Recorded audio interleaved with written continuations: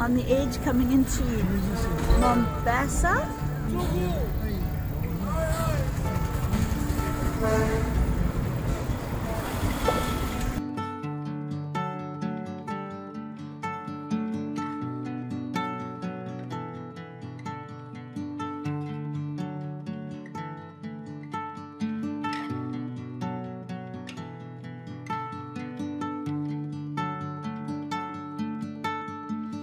We were following Google Maps, happily on our way to Lunga Lunga border. Followed her, and then the next picture that came up was a boat, and they said take the ferry. So we thought we were in the wrong place, but we're not. We're in exactly the right place. Take the ferry. And we have to take the ferry across to the other side. Those are all the life jackets up there, I guess, in case the ferry sinks. And there it is, out to the sea. This is the bonfire coming off to ferry now. Every man and his house.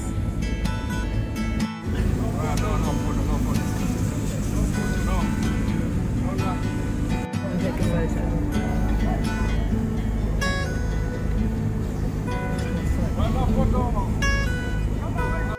These poor guys trying to push everything up the road.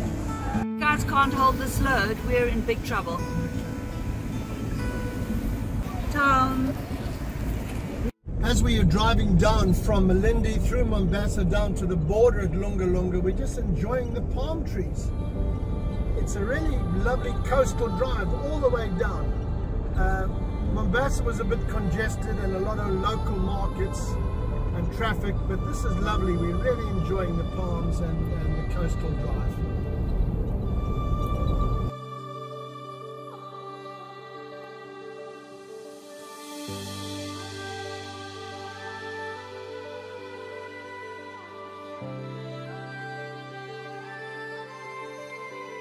Border into Tanzania from Kenya a little while ago, and we're traveling down the coast all the way down to Dar es Salaam, and we are in a place called Tanga. Looks really pretty, and we are considering just wild camping here, where we've just found a nice little place on the side of the road. So we're going to see how it goes. Place where we've decided to wild. I'm going to turn around in a minute, show you where we're sitting and all the fun that Dad is having now, explaining the map to all our visitors. And this is where we are wild camping tonight. Our mates are all still with us, but I'm just thinking I might wander over to this guy and see if he offers breakfast and dinner in this exclusive camping site. I think that's a kiosk, but I think he really is going to live there tonight. So we might have samosas and not sure what else. Goat meat stew for dinner. I love it.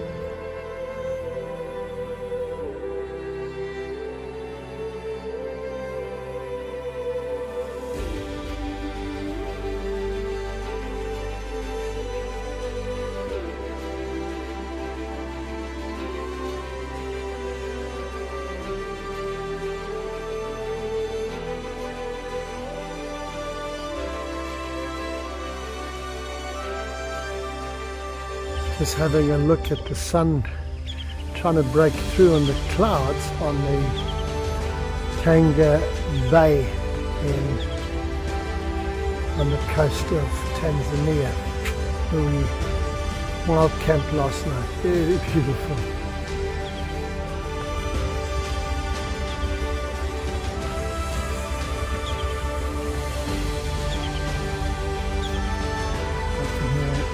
Kingfisher.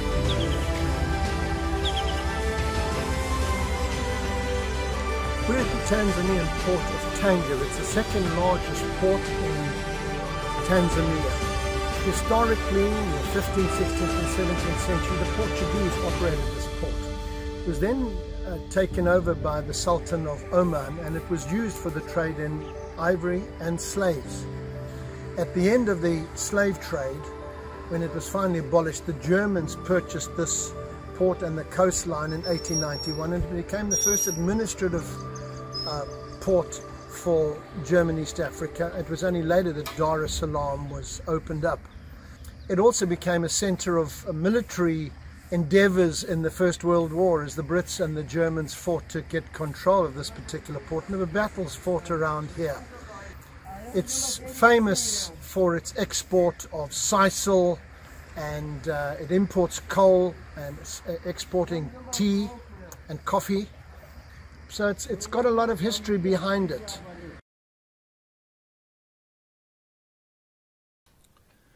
We're now driving through the historic town of Bagamoyo. It's a port on the East African coast in Tanzania and is not far from the island of Zanzibar. It has this huge historical significance for our story for two reasons. One, it was a slave trading port, and slaves were brought from inland Central Africa to Bagamoyo and then moved on to the slave markets in Zanzibar. So this little town that we're driving through has a lot of Arab influence, as you can see, and a lot of pain and heartache would have occurred here as people were being made ready for further onward transport to Zanzibar.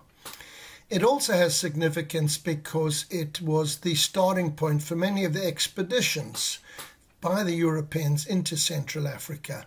They would kit out in Zanzibar for provisions and laborers and animals to carry their kit, and they would start here and move inland.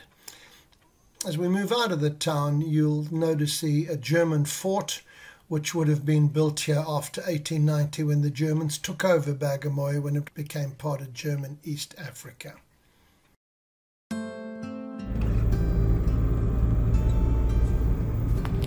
Coming into Bob's backyard, Dar es Salaam. I'm very excited about this. The beaches look lovely. We've seen lovely views of beautiful blue sea as we've been coming in. Amazing to see real buildings again. Beautiful architecture. There are some really beautiful buildings here. And look at the wide, lovely streets, and it's very clean from what we're seeing so far. I feel like we're in a world quite different to where we've been for months.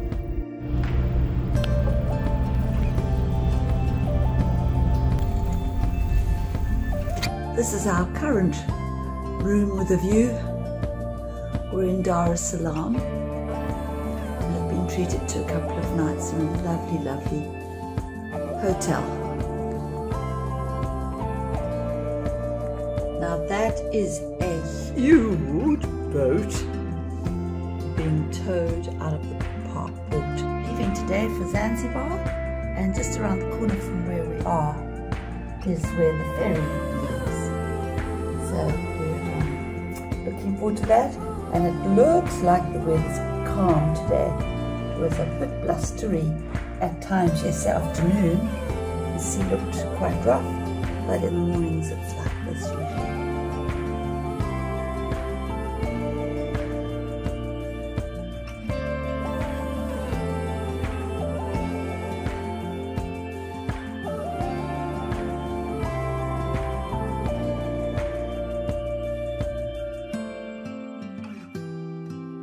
We've just got off the ferry and we've stopped at this lovely little cafe called Mercury's, and it's got Freddie Mercury emblazoned everywhere. The loos are called Queen and King. I'm standing in the old fort in the island of Zanzibar. Zanzibar was inhabited by the Swahili people. Digs have found that they had a city here in the 11th century, but they'd probably been here for many hundreds of years before them. And then when Vasco da Gama went round the coast in 1499 and got here, the Portuguese took this over, and in the 1500s and 1600s this was run by the Portuguese, and they did embark on the slave trade. Then at the end of that 16th century, the Arabs from the Arab Peninsula, particularly Oman, took over Zanzibar from the Portuguese, and we're here for a couple of 100 years. And this became the center of the slave trade. Under the Sultan's rule, it became also a place that was used for spices and also for the movement of ivory and gold from East Africa. So this became the main trading port. And in 1840, the capital of Oman was moved to here, from Muscat to here. So Zanzibar became the capital of Oman, which is surprising because Oman's on the Arab Peninsula. And the slave trade flourished under the Portuguese, but particularly under the Arabs, and this was the center of the slave trade. Now, when the slave trade ended in 1873, because of David Livingstone's influence and the influence of a lot of people who were emancipationists, it was eventually closed down, and England had taken control at various times, but in 1890 it became a British protectorate. In 1963, the British let it go at the end of that year and gave it back to the Arabs. And what was interesting, a month later the people rose up against the Arabs. Thousands of Arabs and Indians were killed, and it moved out of this place and it reverted to the Swahili people. And that's the story of where we are and Zanzibar.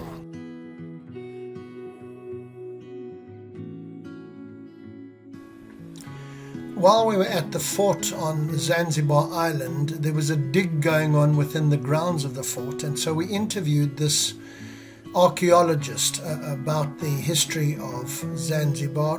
The migration of the Bantu people from West Central Africa occurred about 1000 AD into the south and the east of Africa. And so Zanzibar, he was saying, had been inhabited for 1000 years, and the initial occupants were building out of mud and thatch. Only in the 14th century did stone building start to occur, and that's why you've got Stone Town in Zanzibar, picked up probably from the Syrians or the Phoenicians or the Egyptians.